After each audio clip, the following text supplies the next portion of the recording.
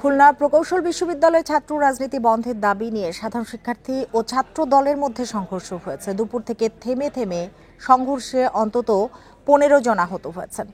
শিক্ষার্থীরা জানান, সকালে ক্যাম্পাসে শিক্ষার্থীদের মারধর সহ বিভিন্ন অভিযোগ এনে রাজনীতি বন্ধের দাবিতে বিক্ষোভ করেন শিক্ষার্থীরা। এ সময় ছাত্র দলের নেতাকর্মীদের ধাওয়া দেন সাধারণ শিক্ষার্থীরা। পরে ভিসির বাসভবনের সামনে অবরোধ করে বিভিন্ন দাবিতে বিক্ষোভ শুরু করেন তারা। দুপুরে ছাত্রদলের নেতাকর্মীরা একত্রিত হয়ে ক্যাম্পাসে এলে দুই পক্ষের মধ্যে সংঘর্ষ বাধে। পরে পুলিশ, সেনাবাহিনী, বিজিবি ও র্যাব ঘটনাস্থলে গিয়ে পরিস্থিতি নিয়ন্ত্রণে আনে।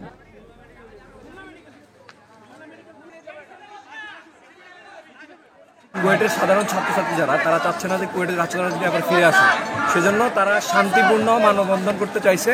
সেখানে কুয়েট ছাত্রদল যারা ছিল তাদের সাথে কিছু বাকবিতণ্ডার পর থেকে লোকাল ছাত্রদল যারা বা লোকাল বিএনপির লোকজনরা কুয়েটের স্টুডেন্টদের উপর হামলা চালাইছে। বিষয়টা কি বা কোন ঘটনা থেকে এই সিচুয়েশন তৈরি হয়েছে, দেন আমরা সুস্পষ্ট বলতে পারবো যে আসলে কেন সমস্যাটা হয়েছে। এখনো আপাতত এই সমস্যাটা যেন সমাধান করা যায় সেটা নিয়ে আমরা জোর দিচ্ছি। এ বিষয়ে আরো জানাতে খুলনা থেকে যোগ দিয়েছেন সহকর্মী অভিজিৎ পাল। অভিজিৎ পাল, বলবেন এই মুহূর্তে ক্যাম্পাসের পরিস্থিতি আসলে কি, কতজন আহত হয়েছেন? এই মুহূর্তে যদি ক্যাম্পাসের পরিস্থিতি বলতে হয় যে ক্যাম্পাসের ভিতরে এখনো থমথমে পরিবেশ রয়েছে। আমরা ক্যাম্পাসের প্রধান ফটকের সামনে দাঁড়িয়ে আছি এবং এখানে আইন শৃঙ্খলা বাহিনীর যে সদস্যরা তারা রয়েছেন এবং তারা এখানে অবস্থান করছেন। এখানে আমরা যেমন দেখেছি যে সেনাবাহিনী রয়েছে, পাশাপাশি র্যাব রয়েছে, নৌবাহিনী রয়েছে, বিজিবি এখানে এসেছে এবং পুলিশের সদস্যরাও এখানে রয়েছেন। কিছুক্ষণ আগে আইন শৃঙ্খলা বাহিনীর একটি টিম তারা ক্যাম্পাসের ভিতরে প্রবেশ করেছেন, কিন্তু এখন পর্যন্ত আসলে এই সংঘর্ষের মূল কারণ হিসেবে আইন শৃঙ্খলা বাহিনীর পক্ষ থেকে তেমন ধরনের কোনো বক্তব্য পাওয়া যায়নি।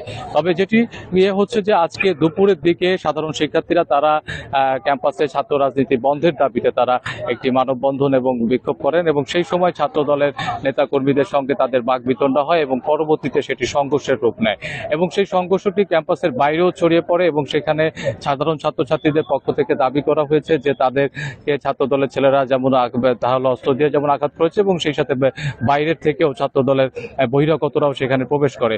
পরবর্তীতে বিকাল 6টার পর থেকে আমরা দেখেছি যে ক্যাম্পাসের প্রধান গেটের সামনে সাধারণ শিক্ষার্থীরা তারা অবস্থান নেয় এবং পরবর্তীতে আইন শৃঙ্খলা বাহিনী সেখানে এসে অবস্থান নেয়। এখন পর্যন্ত আসলে ক্যাম্পাসের ভিতরের পরিস্থিতি কি সেটি জানা যায়নি। তবে আমরা যে আহতের কথা বলছি, আহতের সংখ্যা আসলে অনেক বেশি। সেটি আসলে কি পরিমাণ, কতজন ছাত্র আহত হয়েছেন সেটিও এখন পর্যন্ত নির্দিষ্টভাবে জানা যায়নি। তবে ধারণা করা হচ্ছে যে 30-এর অধিক ছাত্র এখানে আহত হয়েছেন এবং তারা যেমন কুয়েটের শিক্ষা প্রতিষ্ঠানে তারা যেমন চিকিৎসা নিচ্ছেন কুয়েটের হাসপাতালে, তেমনি তারা বাইরের বিভিন্ন হাসপাতালেও ছড়িয়ে ছিটিয়ে তারা চিকিৎসা নিচ্ছেন এবং এখন পর্যন্ত কুয়েট ছাত্র দলের পক্ষ থেকেও আমরা তেমন কোনো বক্তব্য তাদের কাছ থেকে পাইনি, কারণ তাদের কোনো নেতাকর্মীকে আমরা আসলে এই অঞ্চলে এসে পরবর্তীতে দেখতে পারিনি। এখনো আইন শৃঙ্খলা বাহিনী এখানে কড়া অবস্থানে আছে, ভিতরে ছাত্ররা অবস্থান করছে আমরা জানতে পেরেছি এবং এখানে শুধুমাত্র আইন শৃঙ্খলা বাহিনী নয়, গণমাধ্যম যারা কর্মীরা তারাও এখানে অবস্থান করছেন এবং আশপাশের সাধারণ মানুষদেরকে সরিয়ে দেওয়া হয়েছে আইন শৃঙ্খলা বাহিনীর পক্ষ থেকে।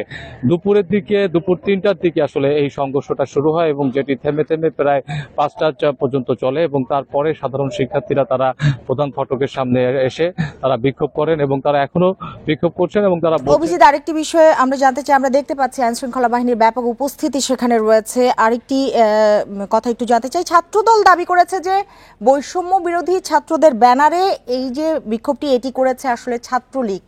এটি সম্পর্কে কিছু জানতে পেরেছেন কিনা?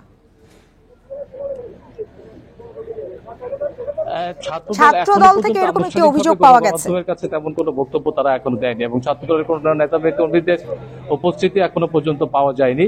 তবে তাদের কিন্তু এখানে যেটা আমরা এসে যেটা দেখতে পেয়েছি যে সাধারণ শিক্ষার্থীরা তারা মূলত তারা বলছেন তারা সাধারণ শিক্ষার্থী, তারা কোনো সংগঠনের সঙ্গে জড়িত নয়, এই ক্যাম্পাসেরই তারা সাধারণ শিক্ষার্থী এবং তারা এই শিক্ষা প্রতিষ্ঠানের রাজনীতি বন্ধের দাবিতে আজকে বিক্ষোভ করছিলেন।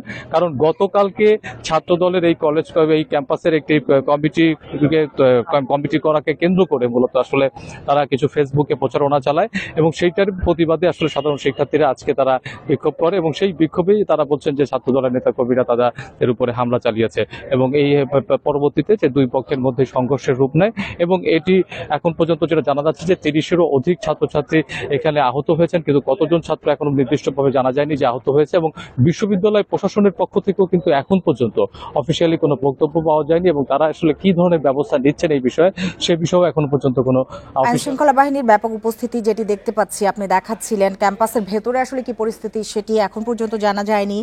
কেউ কি আটক হয়েছেন? এখনো পর্যন্ত আইন শৃঙ্খলা বাহিনীর পক্ষ থেকে আটকের কোনো তথ্য পাওয়া যায়নি, তবে আইন শৃঙ্খলা বাহিনীর একটি দল তারা ক্যাম্পাসের মধ্যে কিছুক্ষণ আগে প্রবেশ করেছেন। ক্যাম্পাসের প্রধান ফটক এখনো আটকানো রয়েছে। আমরা অপেক্ষা করছি যে এই আইন শৃঙ্খলা বাহিনীর যে টিমটি ভিতরে প্রবেশ করেছেন তারা আসার পরে আসলে কি জানাবেন, বা বিশ্ববিদ্যালয়ের যিনি উপাচার্য রয়েছেন তিনি আমাদেরকে আসলে অফিসিয়ালি কোনো তথ্য জানাবেন কিনা সেই বিষয়ে আমরা এখনো পর্যন্ত অপেক্ষা করছি। আর আমরা যেটা ক্যাম্পাসের বাইরে থেকে বা ক্যাম্পাসের আশপাশ দিয়ে যেটুকু জানতে পেরেছি যে ক্যাম্পাসের ভিতরেও আসলে প্রচুর ইট পাটকেল নিক্ষেপ করা হয়েছে এবং ক্যাম্পাসের যে বিভিন্ন গ্লাস ছিল সেই গ্লাসগুলো ভাঙচুর হয়েছে। এখন ক্যাম্পাসের ভিতরে আমরা কিছুক্ষণ আগে উপাচার্যের সাথে কথা বলেছি, তিনি এখনো তার কার্যালয়ে রয়েছেন। তিনি বলছেন যে তিনি ছাত্রদের সাথে কথা বলার চেষ্টা করছেন এবং পরবর্তীতে তিনি গণমাধ্যমে এবং অন্যান্যদেরকে সে কিছু জানাবেন। তবে এখন যে পরিস্থিতি হচ্ছে যে এখন পরিস্থিতি অনেকটাই শান্ত রয়েছে, আইন শৃঙ্খলা বাহিনীর উপস্থিতি রয়েছে এবং তারা এই পরিস্থিতি নিয়ন্ত্রণের জন্য চেষ্টা চালাচ্ছেন। অভিজিৎ পাল, আপনাকে অনেক ধন্যবাদ আমাদের সাথে যোগ দেওয়ার জন্য।